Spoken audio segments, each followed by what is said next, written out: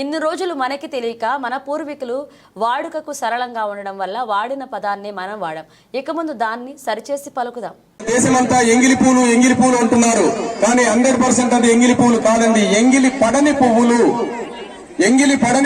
తంగేడు పువ్వులు.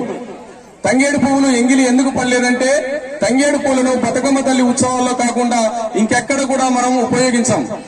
ఆడవాళ్లు జడలో పెట్టుకోరు, మాలలల్లి మెడలో వేసుకోరు, ఉత్సవాలలో ఊరేగింపులలో ఎలాంటి పూజలలో కూడా తంగేడు పూలను వాడము. కనుక అవి ఎక్కడ కూడా ఎంగిడి పడలేదు. అలాగని పువ్వులలో ప్రతి పువ్వును క్రిమికీటకాలు సైతం ఎంగిలి చేస్తాయి. మీకు అందరికీ తెలుసది.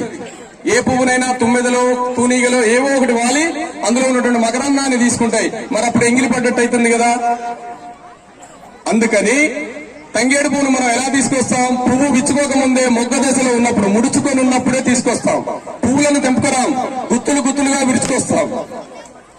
అప్పుడు ముడుచుకొని ఉన్నప్పుడు క్రిమికీటకాలు సైతం ఆ పువ్వును ఎంగిలి చేయలేదు. అంటే చూడండి ఎంత పవిత్రంగా ఉందో. ఎక్కడ కూడా ఎంగిలి పడనటువంటి పూలు తంగేడు పూలు. ఆ తంగేడు పూలతో